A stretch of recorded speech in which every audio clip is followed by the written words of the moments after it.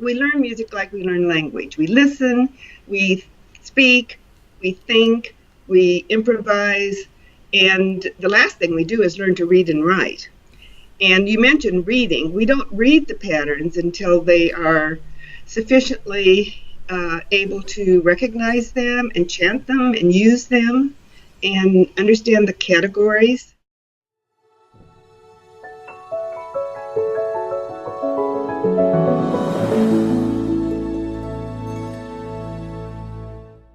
Well, Marilyn, welcome to Tim Topham TV. It's great to have you on the show today. Thanks. It's wonderful to be here. Now, we've been in touch for probably at least a year when I first found out about your Music Moves for Piano books. And I actually went to the National Conference on Keyboard Pedagogy in Chicago last year. And that was when Dr. Gordon was going to be doing his speech, which didn't actually happen, but we were all able to hear it and then find a recording, find a written version of it. And I just loved everything that I read in it, and it just connected completely with me. So I had to then dive deeper, and I found out about you and your books as well.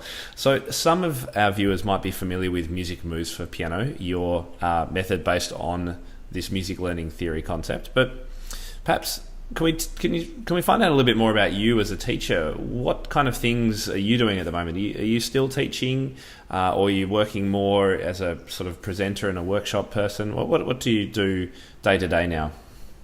I love teaching. I will always teach. I have a small studio of 15, 16 students, but I continue to learn, and this approach just amazes me.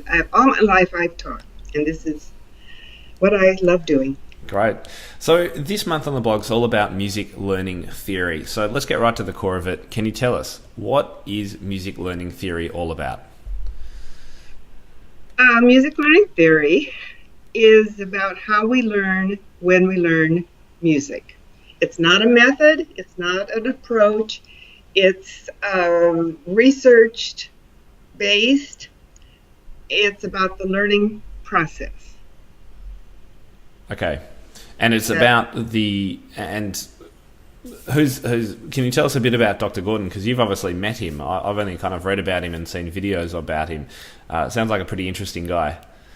Oh, an amazing person, just thoroughly focused on, as he said, I know one thing, and that's about audiation. He has a music degree from Eastman.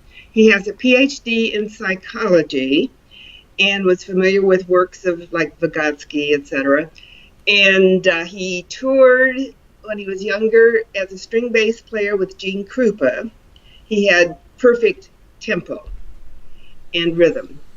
And he, in his research, has benefited from all the amazing music educators of the past, Dalcroze, Suzuki, Kadai, Orff, and his development of music learning theory with his creation of a music vocabulary, I think, is what makes everything else work. It's very special. Yeah. So you've said it's not a method or an approach. It's a theory of how we learn. Is that right?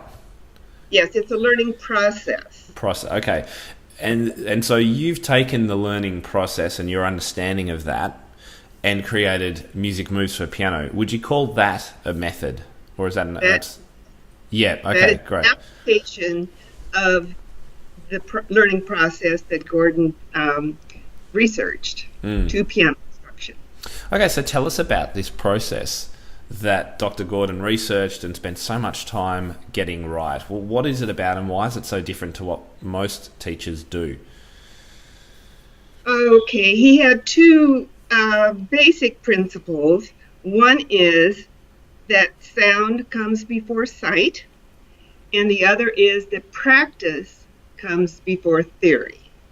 Okay. In doing this, he has developed a sequenced approach, a sequenced way of teaching a music vocabulary, and ways of teaching a tonal vocabulary and a rhythm vocabulary that are categorized, functional, sequenced, and within a context. Context is the missing link. Okay. You don't teach in context. Okay, so tell us a little bit more about that, because I think most of us can agree that it's great for students to understand, let's say, for example, rhythmic patterns, and be able to not have to think about them, just to be able to look at them and go, oh yeah, that's, a tango pattern or whatever it is. What is it about the context that's missing in most of our instruction if we haven't had this approach? Well, duple meter versus triple meter. We have to understand one to know the other, just like we don't know what black is unless we see what white is. So students from the very beginning learn what duple meter patterns are, and then what triple meter patterns are, and the difference. The tonality, major, minor, and then of course there are all the other tonalities and the other meters, but we start with those two basic tonalities and meters. Yeah. So from right from the beginning, students are being drilled in movement and vocalization of rhythmic patterns in duple and triple meter, right? Yes. Yeah, and then they're seeing that, or I guess I'm asking a question, are they then sort of seeing those patterns and singing those patterns in songs and in the music that they're playing? Yes, absolutely. They hear them, they write them. The patterns are very special. They are categorized, and students learn them in four, we call them macro beats, beat phrases. So this builds the ability to hear music and recognize one phrase and then another phrase, etc. And they use this phrase structure when they compose and improvise. Is that? No, that's it does. And you've mentioned composing and improvising. It sounds like the approach is very holistic in regard to, once you learn a pattern, let's not just learn to read it. Let's improvise a tapping pattern on that, or let's go and improvise it on the piano somehow. Is that also a part of the approach? Everything a student learns is used in improvisation, just like language. When you learn words, it's very language. We learn music like we learn language. We listen, we speak, we think, we improvise, and the last thing we do is learn to read and write. And you mentioned reading. We don't read the patterns until they are sufficiently able to recognize them and chant them and use them and understand the categories. The brain likes categories. And everything is categorized. Everything is functional. Rhythm patterns are rhythmic, which is a concept that is often not a common concept, I guess. When you chant ba ba ba, for example, and say notate it, well, 2/8 quarter, 2 quarter half, 2 halves whole, all of those different ways of notating the rhythm will sound the same. Did you say rhythmic? Rhythmic. Okay, meaning that those patterns can look different on the page even though they feel and sound the same. Is that right? That's it, exactly. Yeah. Which can be incredibly confusing, of course, can't it? It is confusing if children are taught too soon from notation. Yeah. To count. Half note gets 2 beats, etc. Quarter note gets 1 beat. That is not correct, period. Yeah. And it does not prepare them for later on when they're able to think abstractly and they can write. I had one student playing the avalanche, which is a quarter 3/8, and he said, "Oh, I could write that in 6/8." Yeah. That's the kind of connections you want them to make, isn't it? Yeah. Yeah. And you mentioned language before. I think in my reading of Dr. Gordon's research, it's the similarities with language acquisition that was most striking to me. That reading, we don't learn to read until we're, I don't know, how old are we? 4 or 5 or something? Or older. Yeah. There was a study done in Germany that verified that children did not need to learn to read until they were 9. Now, right. We've taken that to the extreme here, but I do believe sometimes we stress reading too soon. I'd rather have them tell stories, learn vocabulary, listen to stories, as far as even language is concerned. But definitely in music, it takes time. And if you see children learn to speak, they will start with da and ba ba ba and things like that, won't they? These babble, and that's somewhat of this approach too, isn't it? That you start with we don't babble, but in some ways you do, because a lot of the pattern and the chanting and things is not with words; it's just with neutral syllables, right? Yep, correct. Yeah, but they have meaning. Can you give us an example of a pattern that they might learn, and how they would learn to chant or recite it and that sort of thing? Well, let's take a triple meter pattern, because triple meter is not as commonly used. I could say ba ba ba ba ba ba ba ba. Translated into syllables, that would be do-da-dee-do, do-da-dee-do. That's a simple macro-micro beat pattern. When we get division patterns, I'll chant syllables, do-ta-da-ta-dee-ta-do, do-ta-da-ta-dee-ta-do. And then we have elongations and divisions, do-ta-ta-ta-do, do-ta-ta-ta-do. And rest patterns, do to do to da to dee to do, tie patterns, do to da to dee, and upbeat patterns, to dee to do, da dee do, etc. Okay. So those categories. Yeah. And students will be chanting these back as a reply to you? Yes. Yeah. As one way of learning them? Right. And the principle is, if they can chant the pattern accurately with me as the teacher alone, then I ask them to chant it by themselves. And if they can chant it by themselves accurately, they have ownership of the pattern. Mm-hmm. And that's when you can then take it to, okay, let's improvise or let's explore it some more. Right. Yeah. And so why is learning those patterns so fundamental, in your opinion, for effective music learning? Oh, they're the music vocabulary, just like a word vocabulary. That's all I can say. Students will come and they'll have a piece, and playing it says, oh, that sounds just like Old Woman. Bum, bum, bum might be the pattern. They're associating, they're listening, they're recognizing these patterns and sounds in other music.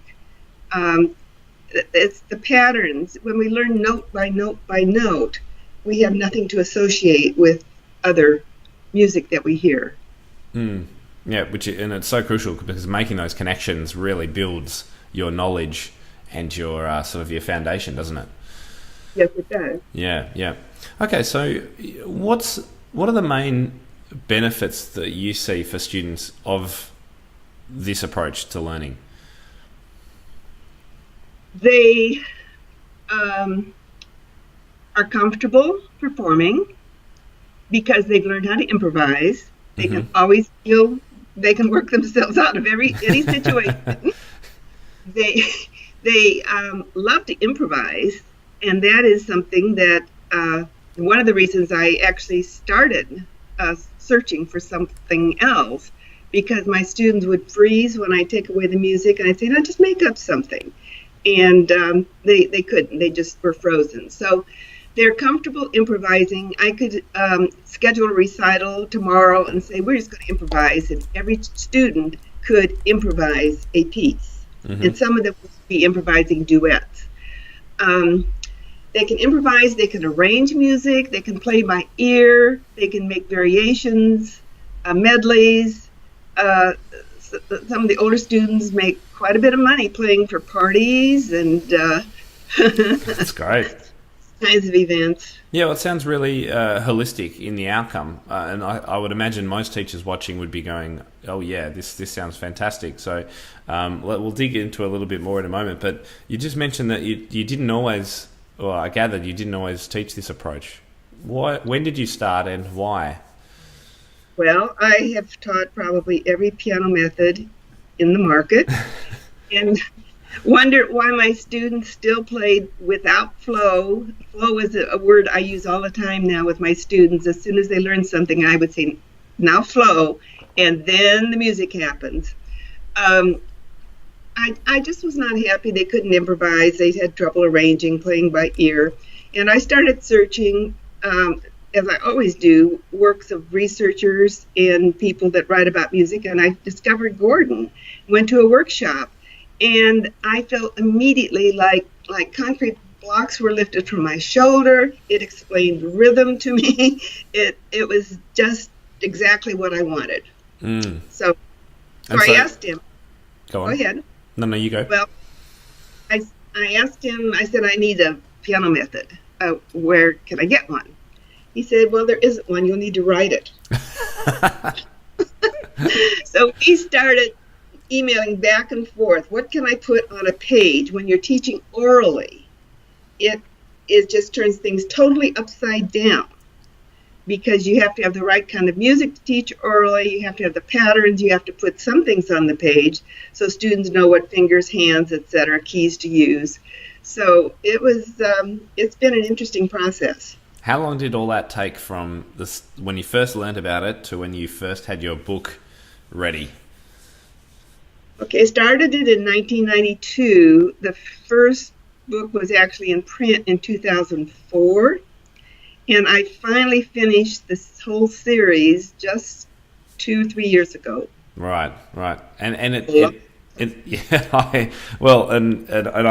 I've seen your books and I've started exploring them, and it is unfathomable to me how long it must have taken you, not only just to come up with the concepts and the approach, but to detail it so clearly for teachers. It's an amazing amount of work you've done there. It's fantastic, and I must say it's really has helped me understand more about how the process works, for sure.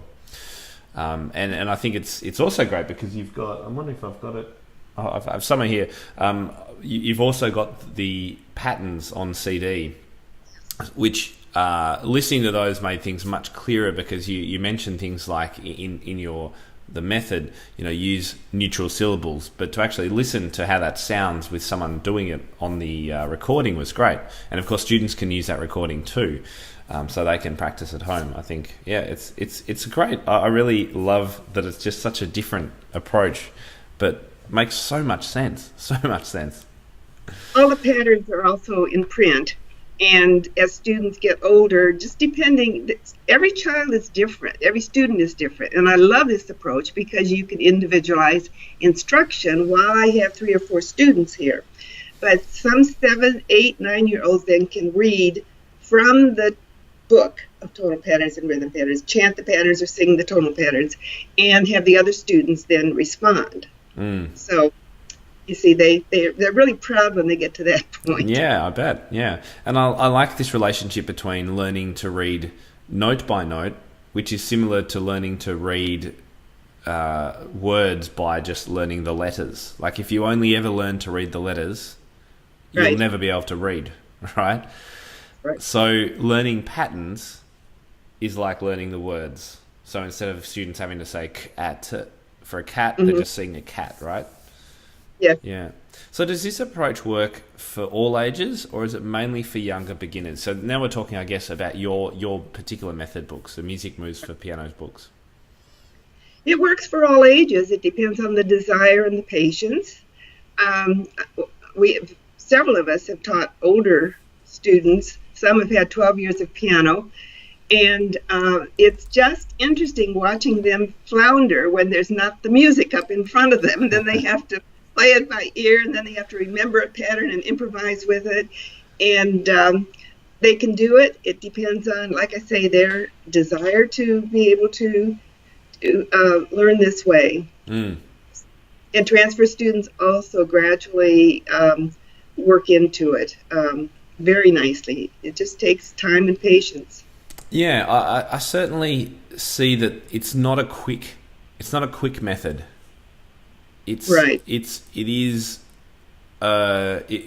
would move. My understanding is that it would move, just by looking at the books, it would move slower, but it would be far more comprehensive. Right. It's not quick in terms of thinking when are they going to be reading music independently, that area. But students in the process of learning these patterns and improvising learn by rote many difficult pieces. I've had 7, 8, 9-year-olds play pieces like Puck, Grieg's Puck, and some Musinski pieces, and very complicated pieces that they could never read, but they learn how to play during this process, and they learn how to learn. Yeah. So for your method, do you need to be trained to use that method, or can any teacher pick up the books and give it a shot? Well, this depends on the teacher. Training certainly helps. There are workshops sponsored by the Gordon Institute of Music Learning. I'm teaching a 2-week workshop in Boston later on this summer. Teachers give workshops, day workshops, and go to conferences. Mentors. This is an excellent way to learn, to have someone in your community who's using the approach and them help you. So it helps, but you could, using the resources you've got and watching recordings of YouTubes or something, something like that. I think while you could do it, it seems to make sense that you really need to go and watch someone present it. Give it a try, Tim, on your own teaching. Let me know how it goes. Yeah. Well, I've started exploring it, and as I say, I love the concept behind the approach. I've found that it's almost overwhelming. There's so much information there. It's hard to know how to do it, particularly when you're taking on. You're trying the concepts with a student who is already having lessons, or you've taken on as a transfer student. I think that's a little bit trickier. But I've got more work to do on it, that's for sure. That's why I wanted to speak to you about it. You have to be selective in what you're doing. For instance, start with rhythm, chanting, patterns, and improvising with those patterns, mentioning the categories, teaching the contrast between duple and triple. Take a couple of years with some of these transfer students. It's amazing where they end up. I've had that experience. But it does take patience. But just take an activity. Look at the improvisation activities. Learn a song to sing and the patterns from it, and relate those patterns to a piece the student's learning. The rhythmic things were the most relevant to me, I think, because I know how hard that is. Everyone struggles with rhythm, and we shouldn't. We only struggle with rhythm because we haven't learnt the patterns. So that's where I can see it being really handy for me to explore anyway, and for other teachers who might be listening and who might be interested. Right, and rhythm is based on body movement. So on the website, Music Moves for Piano, there's a demonstration of body movement where students put the tempo beat in their heels. They're standing, and then padding, splitting that tempo beat into either 2 for duple or 3 for triple. And once they get coordinated with that, they can chant rhythm patterns. Yeah. It's a fun, just away from the keyboard activity. Yeah, and I think the whole body movement approach is great. And, there's elements of kind of Dalcroze in there. There's elements of Orff in there for the rhythm too. And I've got podcasts on both of those two approaches. So it's great to be able to kind of combine them and start getting them in my mind, the connections between them. What do you feel is the biggest downfall of most beginner methods, the most popular methods out there? Start with reading notation. And why is that always such a problem? Because that's not the way we think music. When we should hear in phrases, we should hear, actually, as someone said, we should hear what we see on the page. And until we're teaching it backwards, when we're saying, look, this is what it is, it's theoretical, it's something unfamiliar. So they really need to be familiar with what they see on the page, like reading words. It's very difficult to read a sentence if you don't know the meaning of any of the words. So unless they know the meaning of the patterns and the sense of tonality, major, minor, the meter, the reading doesn't make musical sense. Yeah, which is why it's so slow and such a struggle. Yes. Yeah. And you've mentioned now a couple of times audiation or this concept of hearing before you look, I guess. And this is, I think, is this a term that Dr. Gordon coined himself? Yes, it is. He worked it for several years with several people and finally came up with that term. So audiation, to me, before I started finding out about music learning theory, was just being able to hear something. So if you saw music, you'd be able to kind of hear what it would sound like in your head. But I don't think that's quite his approach. How do you see audiation? Because this is quite core to this concept. He has a whole book on audiation. There are different types and different stages of audiation. There's a lot of ways to audiate. You can audiate, well, here's a good example. You have a score in front of you of a popular tune. And so you don't play all the notes, but you play it very satisfactorily by understanding the rhythm and the pitch and the changes, etc. And that is an example of audiation from notation. Mm-hmm. I don't know if I explained that well.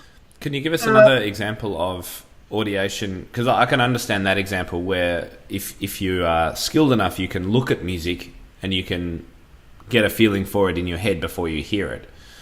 How does audiation work in the actual approach that you take with your students?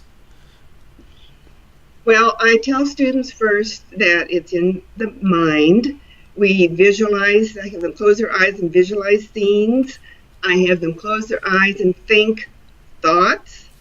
And then I have them close their eyes and hear music in their head. Mm-hmm. And that is audiation, is hearing and comprehending music in the mind without it needing to be present. And like I said, there are 6 stages of audiation and 8 types of audiation. So it is very detailed how it works. This is what Gordon's all about, is audiation. Okay. And the importance of that as a performer and a student. Why? I guess that's my question. Why is it so important to be able to audiate, to be able to hear in your head? Well, it's important in listening to music. We hear with understanding, and I still am amazed at what I hear when I go to a concert. It's totally different from when I was in graduate school. I hear a symphony like I'm reading a book. I know I can anticipate and predict. I can remember what happened before. I can compare what happened in an exposition with what's happening in the development or the recap. It's much, much more interesting to understand music.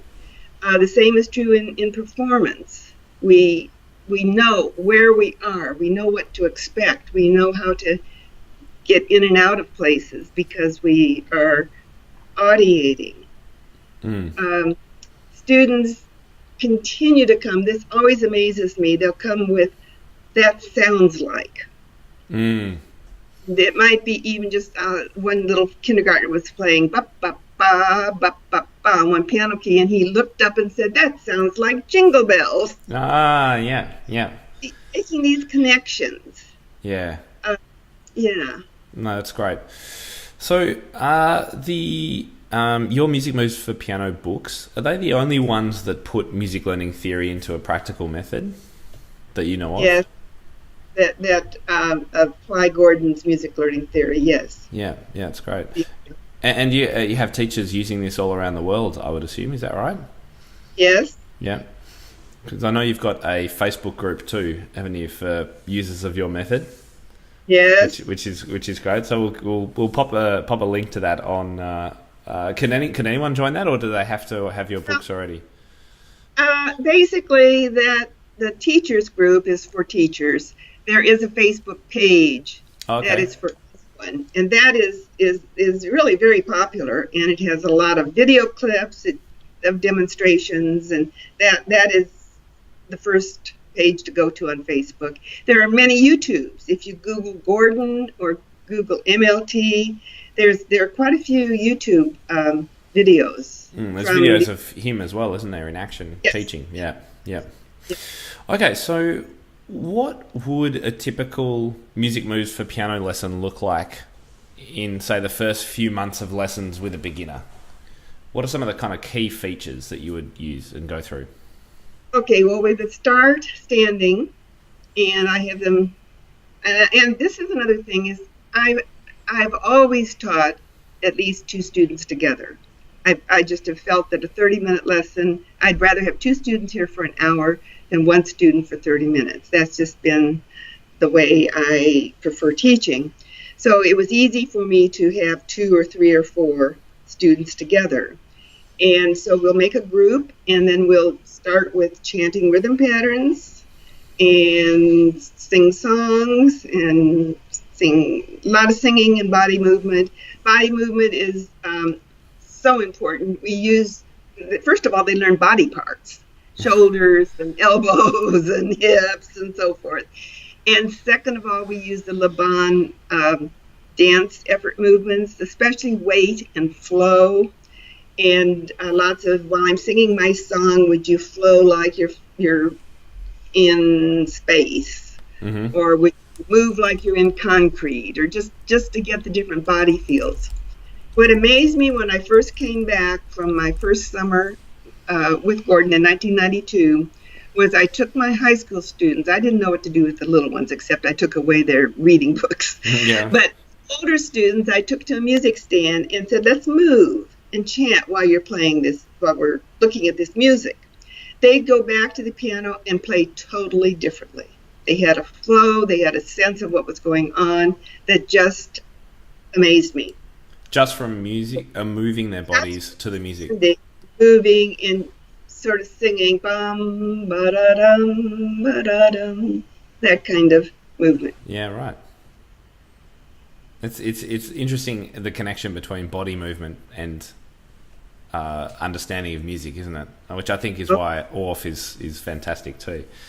Yeah. You mentioned Laban or something, a dance something. What was that? Laban was a movement, dance movement educator, and how do I spell that? Lean. Okay, I think I've heard of it, but you'll have to tell me more about that. Well, all I know is there's an institute in London, the Laban Institute. I think he was from, I hate to say where because I might have it wrong, but not originally from England. But dancers use Laban movements, and a musical theater students will use the movements: time, space, weight, and flow. Right. Are the 4 movements. Okay. And for musical to make, for musicianship to make music, musical weight and flow are imperative. It makes a huge difference. I did a workshop once using examples from advanced piano repertoire and showed the difference between even one piece where one part would feel weight and then it would lighten up and you'd start feeling flow, and you get to another part and you feel bound, and then there's a continuum, so you have all degrees.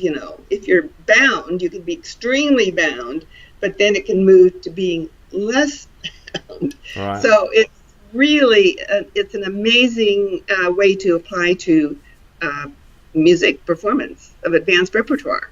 Yeah, you've mentioned flow a few times. Flow can mean, in my mind, getting into the zone. There's that aspect of flow, but I think you're talking about flow, a sense of musical flow and direction. Is that right? I am. Yeah, and that's another thing that comes from the kind of the body, moving the body in that way. Would that be right? That's correct. Yeah.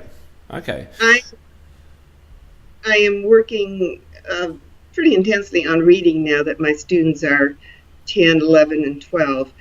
And we're doing sight reading, just going through books all the time. And the first playthrough is often mechanical. And then I have them play it 2 times. I said, now play it with flow. And they can immediately make it sound musical. So that, you understand what I mean? Yeah, I do. Yeah. All right, so let's get practical, I guess. For, let's say there's a teacher listening, hopefully there's lots of teachers listening who like the sound of what you're doing, and they've got a student who's maybe been learning for a few years and they're reading a piece of music. Is there some aspects of this approach that they could try out with that student? You know, taking out a rhythm and doing something with it that would give them a little bit of a taster of what this method's about? Oh, I think, again, looking for same, different. In any piece, I have students look the music over at least a week, sometimes 2 or 3 weeks before they ever take it to the keyboard, and find rhythm patterns that are the same. Just the Bach minuet, ba, ba, ba, ba, ba, ba, ba, ba. Does that happen again? Where, and so forth, and sort of map how the rhythm works in the piece. Where are the cadences? Are they all tonic? What's the chord structure? When does it change? Where does it change? All these types of analysis. The young children do it by listening, and older students should also have a lot of listening activities where they can identify this. I've had students listen to symphonies and write down the patterns that they hear, or make comments about changes, cadences, etc. Mm-hmm. So I think just looking over the music, getting everything you can out of it in terms of patterns. Tonic patterns, what does it start on? What does it end on? This is where the solfege system, movable do with la-based minor, works. It's the only solfege system that promotes audiation. And I will not argue the point with anyone who feels differently. There are a lot of teachers who feel differently in many, many, many places. But my students that learn this will go to universities where they have different systems they use, and they're fine. I mean, I've learned many different systems, and I always revert back to this movable do with la-based minor for understanding. I can hear where the resting tone is, and I know whether it's do or whether it's la, major or minor, and then I know what to expect in chord structures and changes. So now, just in case there's teachers listening who have no idea what we're talking about, what is movable do with a la-based minor? What does that mean? Okay, it means that, as I tell my piano students when they start in the beginning, they learn to play a cadence when G is do. Now, one student ran to his mother and said, I now know where do is. So I said, look over here. Here's an example of when F is do. And look over here, and here's an example when C is do. So guess what? Every piano key can be a do. And you'll have the same sound, but there'll be different keys. So that is a movable do. Okay. Now the la-based minor, because there is a do-based minor too, but the la-based minor gives you the sense of tonality. So if you sing do, what are you audiating in your head? You can audiate major, you can audiate the cadences, etc. If I sing that same sound and sing la, I can think minor and audiate it.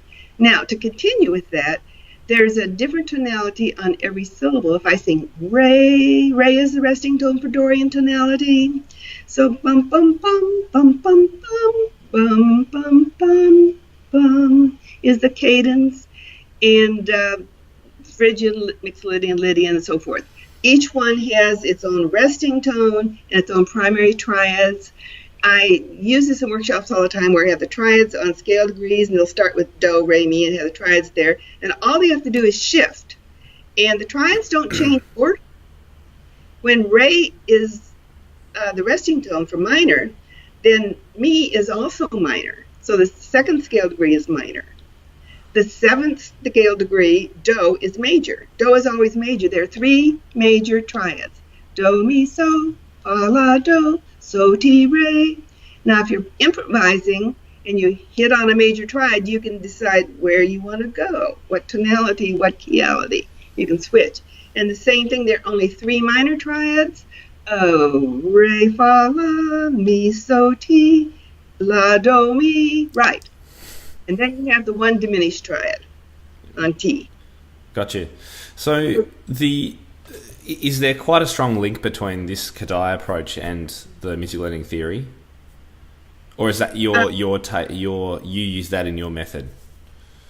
Right. Kadai does use the movable do with a la bass minor, I believe. Yep. And I don't know what you mean by connection, because I actually did some certification courses in both Kodai and Orff and Dalcroze years ago when I was doing my search. Yeah. And I don't know how. No, so my question was: is the use of kadai part of the music moves for piano method, or is it something that Dr. Gordon's research has connected with this whole theory of learning? Does that make sense? I think so. I think actually Gordon's research and all these music educators kind of melded together, and he was able to process their thoughts. They were not. They did not do research. They just came up with teaching ideas. It wasn't like it was after them that came up with a method. But those, like Kodai, did not develop a lot of the materials that are now used in the Kodai approach. Just that's the same with the Orff. Yes, exactly. Yeah. Okay, so in answer to the question, which was about how teachers could think in a music learning theory approach with a student, you've mentioned listening, so doing a lot of listening, looking for patterns. Perhaps you've mentioned a lot about chanting, so perhaps they could take, let's say the da ba ba ba ba ba ba ba, the minuet pattern. Maybe they could take that out. They could chant it back and forth with the teacher. That they could perhaps improvise on it somehow. Am I on the right kind of track? Oh yes. Okay. Yes. Yep. Great. Incidentally, that's the 2 macrobeat rhythm pattern. Do da da dee da do da dee. So that's 2. That's rather than 1 2 3 1 2 3, and it flows. Yeah, and you can feel that flow when you do it like that. Yeah, it's got some similarities to the simultaneous learning kind of approach of Paul Harris too in the UK. Are you familiar with his there was a time, thinking? I can't remember now, but I remember reading some of his writings. Yeah, and his approach is very much look for the ingredients like patterns, and before a student ever looks at the music, let's feel that pattern. Let's drum it, let's tap it, let's chant it, let's do everything, so that by the time the student gets to actually look at the music, it's like, I've already written that pattern out, I've already chanted it, I know how that pattern goes. They don't have to think about it. And I think there's some similarities there too. Yeah, the difference is that Gordon has a music pattern vocabulary. It took me a long time to get this. I thought I can do my own patterns, but that's not true. You have a specific series of patterns. We have it with music moves. The band method has their own patterns. It doesn't matter. They're sequenced, though, and categorized. So students learn these patterns we teach them the patterns. And then they use the patterns. And then they can recognize the patterns. So there's a very, very strong component of teaching. So right from the beginning, they're building up a vocabulary of common patterns. Yes. Yeah, yes. Got it. Yep. And what they look like, how they feel, how they sound. That would be right. Well, again, look. Do they learn to look at, see what they look like in notation at the beginning, or is it really just oral? No, some children do. They're just all different. Some are just attuned to that page, and you can say, look, this is what you just chanted. This is what it looks like. Others could care less. And I never ask them to look until they reach a certain point when their brain can process abstract thinking, and they can learn that you could write that pattern 2 different ways and it would sound the same. That in rhythmic notation is very important. It's just like in tonality, where we write tonic patterns and dominant patterns in different keys. Got it. Yep, makes sense. Cool. All right. Well, this has been great to explore. We're running out of time, so I'm going to start wrapping up in just a moment. But I'm quite interested. You said you're going to give a 2-week workshop in Boston coming up. it sounds like a very long amount of time, which is great for teachers. What kind of things do you cover there? Do you take them right through from the beginning of your method, right through with students? This is how you teach it? Actually, it's sponsored by the Gordon Institute, so it's split into two halves. The morning half is all about his theories, and we use his book, Learning Sequences in Music. Do you have his book? No, I haven't. I've seen it, but I haven't got a copy. It's really wonderful, and the study guide is amazing, and I continue to read in it and learn from it. It's just one of those kind of like a dictionary. But I think I did read somewhere that it's quite heavy going. Oh my gosh! I every time I read it, I want to summarize it with a few sentences and leave out a lot because I don't know what to say. It's very complete. He was very thorough. Let's put it that way. Okay. So anyway, the study guide helps. It has questions and answers, and it's a big help. But where was I going with this? The overview of your day. You said the morning. The mornings are spent with the books and studying his theories. The afternoon is spent in the practical. So I have outlined it, and I'm honestly thinking I could spend 2 weeks, every day with the practical, how to do this, because there's so much students can do. And it is pretty fascinating to see how students learn from each other, but if that fundamental background of movement and patterns and singing and chanting is not there, it's teaching way above what they really should be having for a foundation. It's amazing. One of my students who was very good, won some competitions but would not sing for me, put a blurb on Facebook with him playing and singing, and it was very, very nice. So I had to comment, is this the piano student that would not sing in piano class? And he and his parents all responded. So it's if the input is right, it's going in regardless of the response of the student. That's what is amazing me. It will come out later. I've had older students say, that's what you mean. I heard it. Something they did earlier. So it's just this internalization. Yeah. That's great. And being patient with it and taking time and not rushing into saying they've got to read these and name these notes and count these counts. Because how in the world can you count rhythm when half notes have different functions and different meters. And different tips? Yeah. Yeah. No, it's good to make us all think about that. Think about just how hard it actually is.